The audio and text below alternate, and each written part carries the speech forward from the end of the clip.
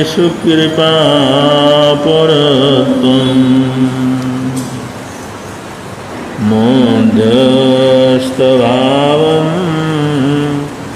विपरीतवृत्तो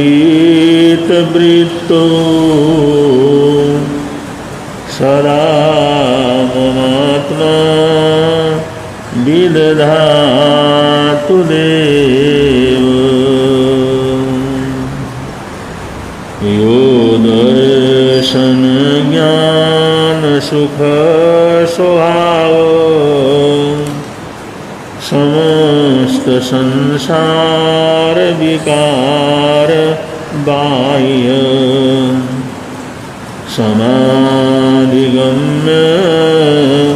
परमात्म संग तमाप्तदेवं शरणं प्रपद्ये तमात्मदेवं शरणं प्रपद्ये अयं निजपरो वेति गणना लघुचेतसाम् उदारचरितानां तु वसुधैव कुटुम्बकम्। अनंत करुणा के सागर, अनंत उपकारी अरहत अरिहंत तीर्थंकर अनंत सिद्ध भगवान आचार्य उपाध्याय सर्वसाधु सद्गुरुदेव पंच परमेष्ठी परमात्मा को वंदन स्मरण नमन करने के पश्चात आज के विषय की तरफ अग्रसर होते हैं। नीतिकार कहते हैं उदार चरिता नाम तु, जो जिनका चरित्र श्रेष्ठ है, जो उदार चरित्र को धारण करने वाले हैं, उदार भावों को धारण करने वाले हैं, हमेशा सकारात्मक सोच में रहने वाले हैं, हमेशा पॉजिटिव विचारों के अंदर जीने वाले हैं और जो हमेशा कहीं भी किसी भी चीज़ में अच्छाई को ग्रहण करने का प्रयत्न करते हैं। एक तो होता है हर चीज़ से हम नेगेटिविटी को ग्रहण करते हैं और एक ऐसा चरित्र होता है बुरी से बुरी चीज़ से भी अच्छी चीज़ को ढूंढना प्रारंभ करते हैं। ये उदार चरित्र बनने के लिए, श्रेष्ठ आचरण जीवन के अंदर लाने के लिए, जीवन की विराटता के लिए, जीवन की महानता के लिए ये अभ्यास करना पड़ता है कि हम खराब से खराब चीज़ के अंदर भी अच्छी चीज़ को ढूंढने का अभ्यास करें। और ये अभ्यास करने से हो जाता है कि जीवन के अंदर बहुत से ऐसे प्रसंग आते हैं जो क्रोध के हैं, घृणा के हैं, द्वेष के हैं, दुर्भावना के हैं। ऐसे परिवार में भी आते हैं, समाज में भी आते हैं, रास्ते में चलते हुए भी आते हैं। ऐसे बहुत प्रयत्न आते हैं, बहुत ऐसे प्रसंग आते हैं जिसमें हमारे को अच्छा नहीं लगता, बुरा लगता है, मन के अंदर घृणा पैदा हो जाती है, दुर्भावना पैदा हो जाती है। लेकिन ऐसी जगह पर भी कुछ न कुछ अच्छा ढूंढने का प्रयत्न करें। होता तो थोड़ा मुश्किल है ये, लेकिन अब चरित्र का निर्माण करना है, वो भी उदार चरिता नाम तो उदार चरित्र का निर्माण करना है, तो ऐसा अभ्यास करना, ऐसा ढूंढना, ऐसा प्रयत्न करना बहुत आवश्यक है। इसको कहते हैं सकारात्मक सोच का अभ्यास। हमारे को कुछ भी ऐसा विपरीत प्रसंग आ जाए तो उसमें कुछ न कुछ अच्छा सोचने का प्रयत्न करना। बुरा सोचने के लिए तो प्रयत्न करने की जरूरत ही नहीं, बुरा तो सच छोड़ देते हैं, क्षण भर के अंदर बुरा सोचना शुरू कर देते हैं। बुरा बोलने के लिए, बुरा सोचने के लिए, बुरा कहने के लिए, बुराई करने के लिए तो एक सेकंड भी सोचने की जरूरत नहीं। देखा फट बुराई शुरू कर दी, देखा फट भर पिटना शुरू कर दिया, देखा फट क्रोध करना शुरू कर दिया। लेकिन ऐसे प्रसंग आने पर उसमें अच्छाई ढूंढने का प्रयत्न करना, इसके लिए साधना करनी पड़ती है, अभ्यास करना पड़ता है। साधना का मतलब कोई बहुत बड़ा तप करना, जप करना ऐसा नहीं। बस जहाँ पर खराब लगे उसमें हम उस खराबी से अच्छाई को ढूंढने का क्या करें, प्रयत्न करें। जैसे खाते पीते मीठा मीठा लगता है, नमकीन नमकीन लगता है, कड़वा कड़वा लगता है, कसाइया कसाइला लगता है, और हमारे शरीर के अंदर सारे रस हैं और सभी रसों की जरूरत पड़ती है। लेकिन जरा सा जो है फीका हो, जरा सा कड़वा हो, या ज़्यादा नमक हो, या कुछ कम हो, तो उसी समय आदमी का चेहरा बदल जाता है, उसी समय उसका सोच बदल जाता है, उसी समय गुस्से से भर जाता है, उस समय अशांति से भर जाता है। कड़वा भी तो हमारे शरीर के लिए ज़रूरत है, कसाइला भी तो हमारे जीवन के लिए ज़रूरत है, उसके भी तो बहुत से सद्गुण हैं। क्योंकि जितनी बुरी बीमारियां होती हैं उन सभी बीमारियों में कड़वी दवाई तो दी जाती है। सबसे ज़्यादा कड़वी से कड़वी जो दवाई है वो बुरी बीमारियों के अंदर दी जाती है, और भयंकर बीमारी हो उसमें कड़वी दवाई दो तो अगला ठीक हो जाता है। और आयुर्वेद वाले सीधा कड़वा पिलाते हैं, इसके उसके पास कोई जाता नहीं। और जो अंग्रेज वाले जो हैं उसमें ऊपर से मीठा कोटेड करके क्या कर देते हैं, दे देते हैं, देते तो वो भी कड़वी हैं। अब कड़वे की भी तो अपनी महत्ता है, हर रंग का अपना महत्व है, हर स्वाद का महत्व है, हर चीज़ हमारे शरीर के लिए आवश्यक है, कोई भी हमारे शरीर के अनावश्यक नहीं है। लेकिन हमारे सोच में बड़ा फर्क आ जाता है, हमारे आचरण में बड़ा फर्क आ जाता है, हमारे दृष्टिकोण में बड़ा फर्क आ जाता है। तो हर चीज़ में हम सकारात्मक सोचना क्या करें, प्रारंभ करें। देखो कितनी शांति हो जाती है, कितना मानसिक संतोष इंसान को मिलता है। और शांति से भी लड़ा जा सकता है, शांति से भी झगड़ा किया जा सकता है।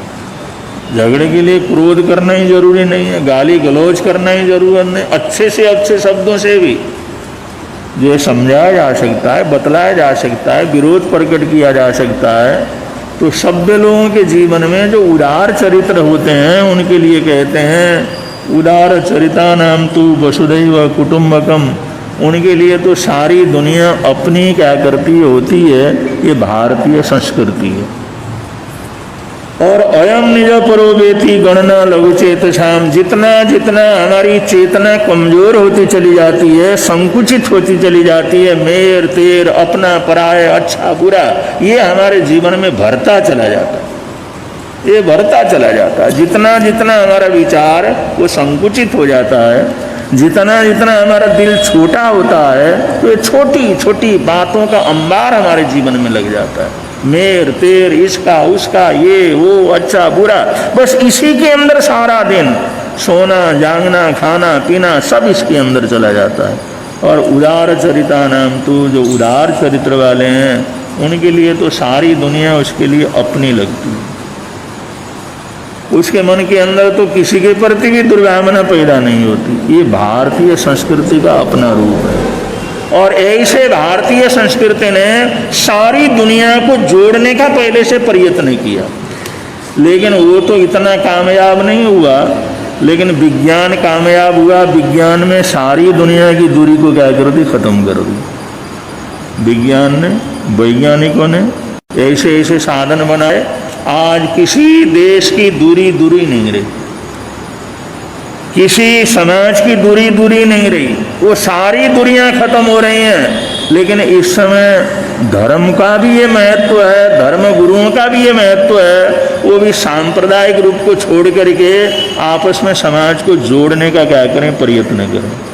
अब आज विज्ञान तो जोड़ रहा है, लेकिन धर्म आपस के अंदर एक दूसरे को तोड़ रहा है, जबकि धर्म का काम है जोड़ना, धर्म का काम तो जोड़ना, लेकिन वो तोड़ने का प्रयत्न कर रहा है, क्योंकि संकुचित विचारधाराएं हो गई। अगर साधुओं में, संतों में, संप्रदाय के बड़े लोगों में, आचार्यों में, या मुल्ले मौलवियों में, या फादरों में, ईसाई पादरियों में, अगर इनमें उदारता आती है, इनमें बड़प्पन आता है, इनमें सद्भावना आती है, इसमें उदार चरित्र का जो निर्माण होता है, तो सारा समाज जुड़ता है, प्रेम पैदा होता है, सद्भावना पैदा होती है, सहयोग पैदा होता है। अगर जो वो तोड़ने का प्रयत्न करते हैं तो घर घर के अंदर, मोहल्ले मोहल्ले के अंदर लड़ाई झगड़े शुरू हो जाते हैं। तो हमारी संस्कृति जोड़ने की संस्कृति है, और हमारे देश के महापुरुषों ने जोड़ने का ही प्रयत्न किया। उन्होंने तो दुश्मन को भी दुश्मन नहीं माना, उन्होंने तो अपने विपरीत चलने वालों के प्रति भी सद्भावना अपने जीवन के अंदर रखी। तो ये हमारी अपनी संस्कृति है, ये हमारी अपनी पहचान है, और ये हमारी पहचान ही हमारी जिंदगी को ऊपर उठाने वाली है, और आत्मतोष, आत्म शांति का करने वाली है, प्रदान करने वाली है।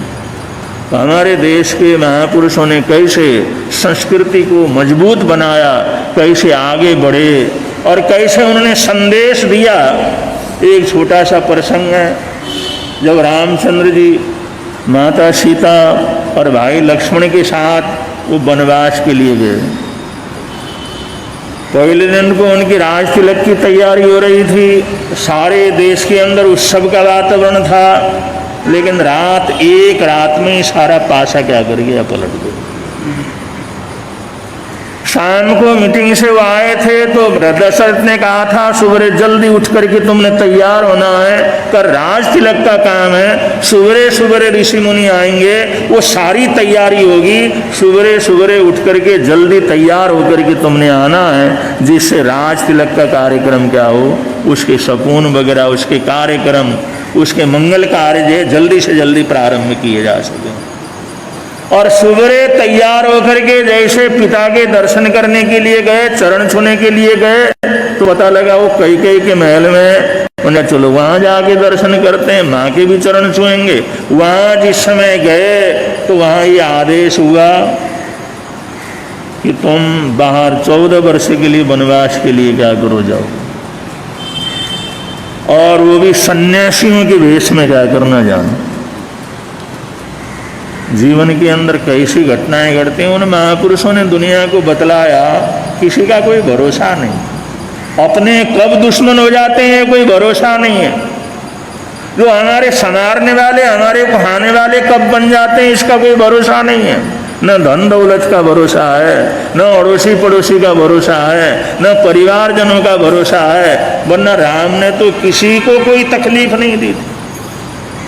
सीता ने तो जिंदगी के अंदर किसी को कोई तकलीफ नहीं दी। ऐसी बेटी, ऐसी बहू मिलती कहाँ किसको है, ऐसा बेटा। लेकिन जो है शाम को ये बात हुई और सुबह दर्शन करने के लिए गए तो उनको आदेश हुआ, भाई आपको देश निकाला का आदेश दे दिया गया। लेकिन उस व्यक्ति ने संभाव रखा, शांति रखा, सकारात्मकता रखी। उन्हें सोचा माता पिता ने जो आदेश दिया है उसमें हो सकता है मेरा ही भला हो,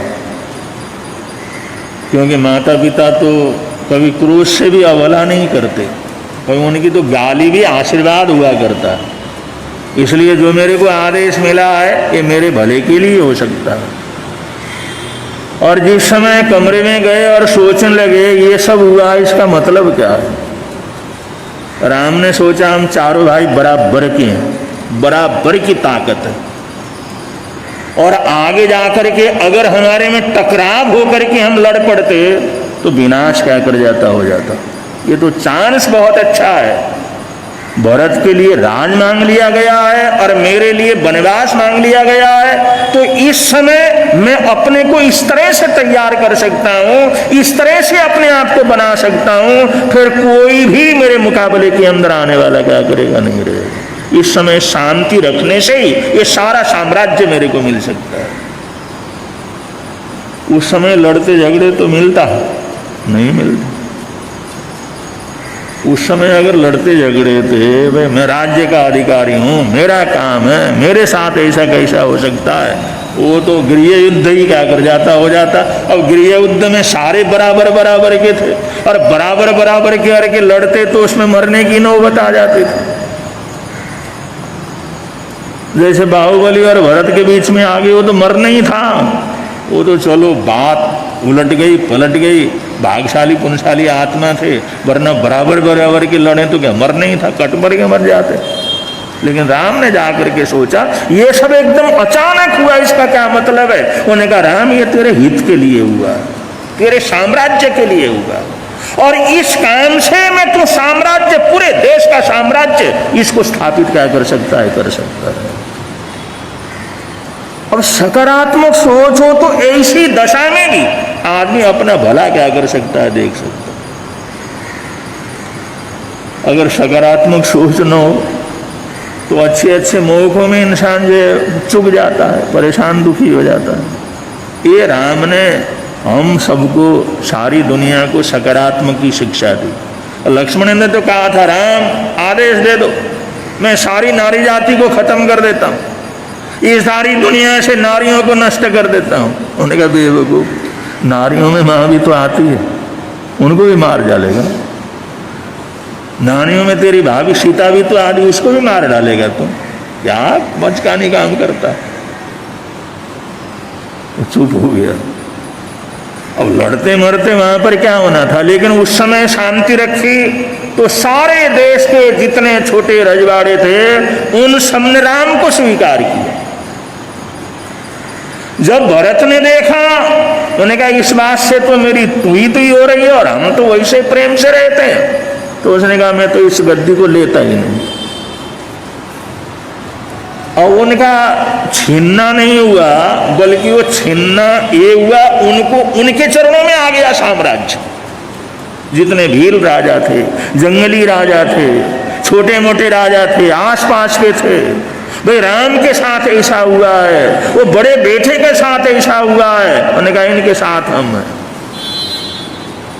अब जहाँ जहाँ भी गए ऐसे संबंध बने। उन्होंने कहा जहाँ लड़ना पड़े आप हमारे को याद करना, हम हमेशा अपने जी जान को लगा करके, अपना खून बहा करके आपका साथ क्या करेंगे, देंगे। सारा देश राम के साथ हो गया। किस लिए हुआ? थोड़ी सकारात्मक विचारों के कारण। थोड़ी देर बैठ करके सोचे ये सब कुछ मेरे विपरीत हो रहा है, ये मेरे भले के लिए है या मेरे विनाश के लिए? उन्होंने कहा मैं विनाश तो इसमें कुछ भी नहीं, भला ही भला, ये तो चांस है, मौका है, ये तो संभलने का टाइम है, ये तो अपने आप को बनाने का टाइम है, अपना साम्राज्य स्टेब्लिश करने का टाइम है। ये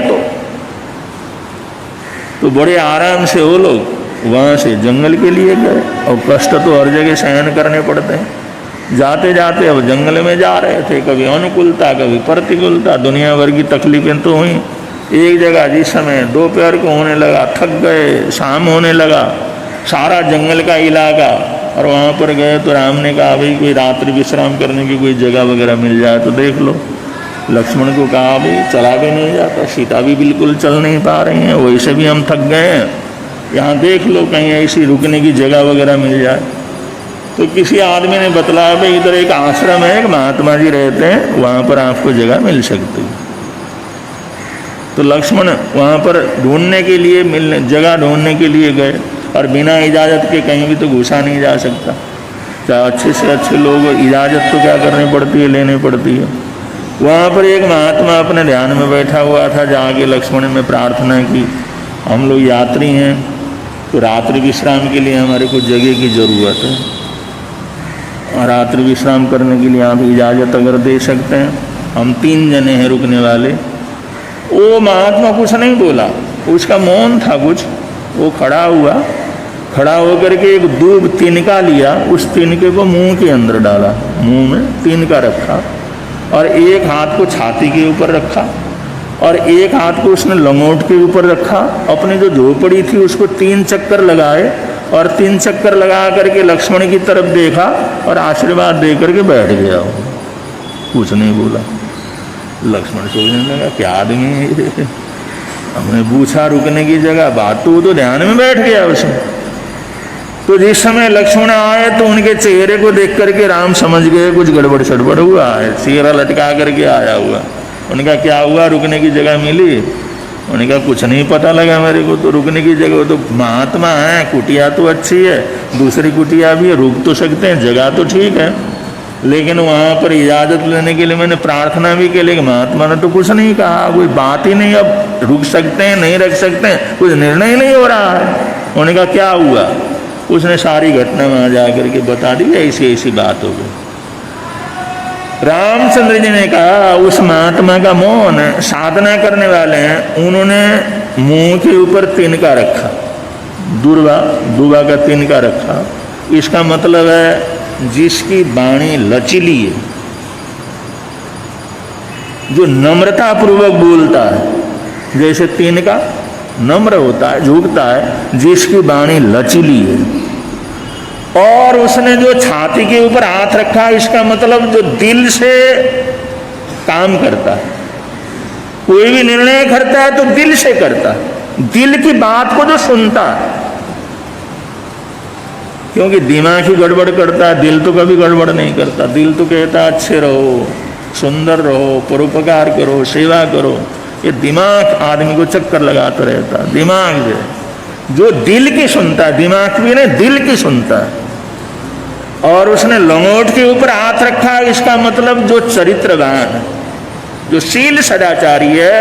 और 3 बार उसने चक्कर लगाया, इसका मतलब यहाँ क्या, तीनों लोकों में कहीं भी जाओगे वहां पर तुम्हारे को जगह मिल जाएगी। उसका कहने का मतलब यह है कि जिसकी वाणी में नम्रता है और जिसके जो है दिल को सुन करके जो काम करता है, और जो सदाचारी है, लंगोटे का पक्का है, और ऐसा व्यक्ति यहाँ क्या तीनों लोकों में कहीं भी जाए तो उसके लिए जगह की कोई कमी, इसलिए बड़े आराम से जा करके वहाँ पर रुक सकता है। तो कहते हैं ना, उदार चरिता नाम, तो श्रेष्ठ चरित्र वालों के लिए क्या कमी, उनके लिए तो सारी दुनिया उनके लिए अपनी है। और कहीं भी जाते हैं उनके अपने लोग हैं, कहीं भी जाते हैं उनको पराया कुछ नजर नहीं आता। और ऐसा ही चरित्र तो हमेशा महापुरुषों ने संसार के अंदर प्रकट किया, और उस चरित्र के माध्यम से हमारे को मार्गदर्शन करने का प्रयत्न करते रहे।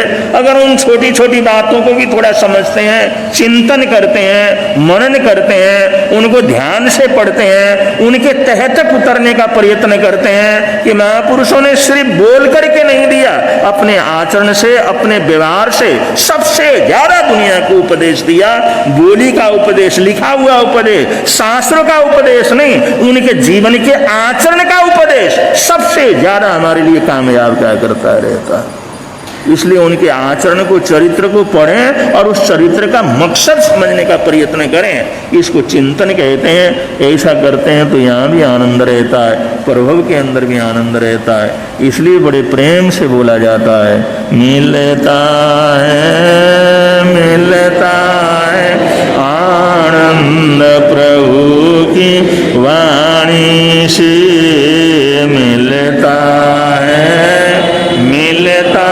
है आनंद प्रभु, धर्म लगता प्यारा प्यारा, धर्म लगता प्यारा, पापों की वह बहती धारा, पापों की वह हो जाती है बंद प्रभु की वाणी से, हो जाती है बंद प्रभु की वाणी से, मिलता है